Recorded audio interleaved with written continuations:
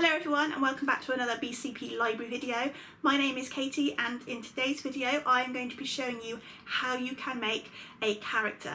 And I love making characters. I have my own character called Charlie.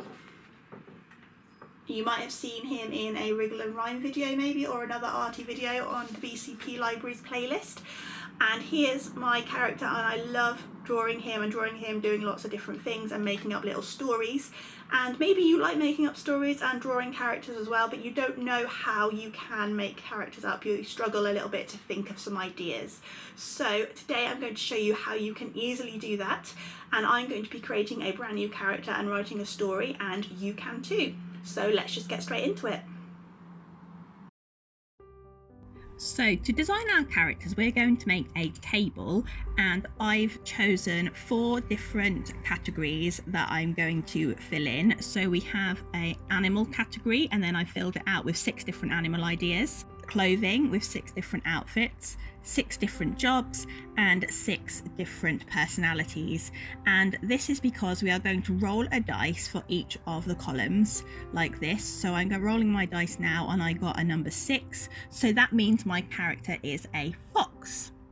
And now we're going to decide what clothes the fox wears. So I'm rolling the dice again and I get a number 3, so he is wearing PJs or pajamas. And now we are going to roll for his job, and we get a 6 again, and that means he is a gardener. And then finally we're going to do the personality, and I got 4 and he is snooty. But you can make your categories whatever you like to fit in with your story idea. So my character is a fox who wears pajamas, that's a gardener, and is very snooty. So now I'm going to write a story and create an illustration based off of my dice rolls. My story is called Frederick's Big Splash. This is the story of Frederick Fox. Not Fred or Freddy, it's Frederick, thank you very much. Every morning, Frederick Fox wakes up at 6 AM to the sound of his alarm clock. He gets out of bed, yawns and stretches, and opens his curtains. But unlike you or I, Frederick does not change out of his pajamas as part of his morning routine, because why should he? He likes wearing his pajamas and looks very nice in them, thank you very much. And besides, he takes a shower every morning and washes his pajamas regularly, so they are perfectly clean.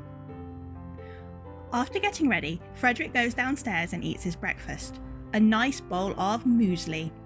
Frederick is a very healthy fox and never ever eats junk food. After breakfast, Frederick picks up his expensive red watering can to go to work. He has a very important job as the village gardener, so it is important that he has the very best watering can. On this particular morning, Frederick is walking along the road to his first garden and spots Sarah Squirrel.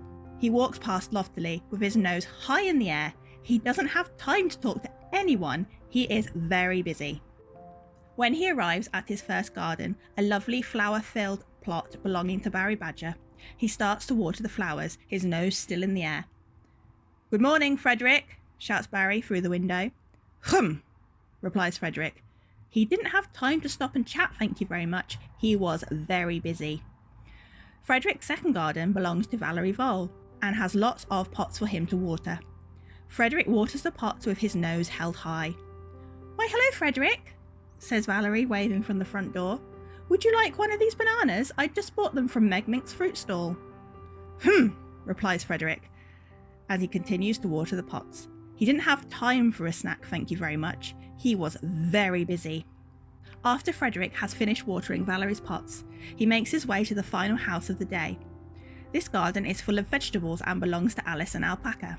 Frederick starts to water the vegetable patch, his nose still in the air, swatting away the bugs. "Hi, Frederick," cries Alison, making her way towards him with a basket. "Would you like to take some of my potatoes home? You can make yourself some chips for dinner."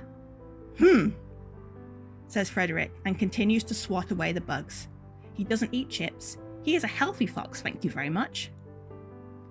Now, having attended to all of the gardens for the day, Frederick is making his way home, his nose very high in the air, with his watering can swinging proudly by his side.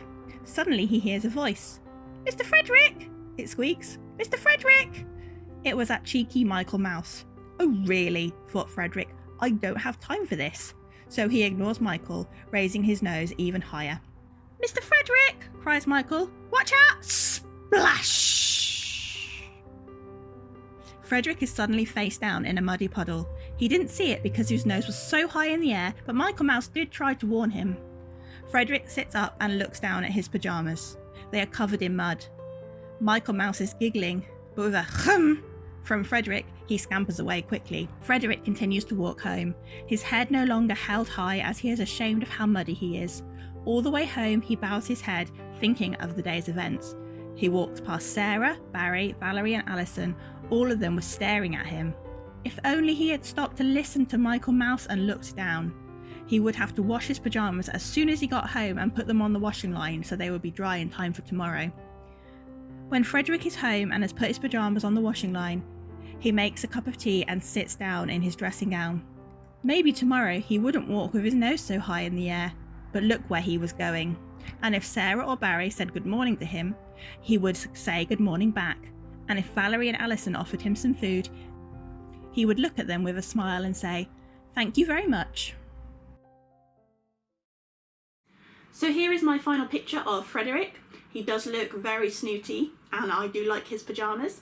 And I hope you enjoyed my story and my illustration, but now it's your turn to get creative and make your own characters. You can use the table and dice technique to create your own characters, and you can draw a picture of your character, or you can write a story, or maybe you want to do both. Maybe you want to write a story and illustrate it.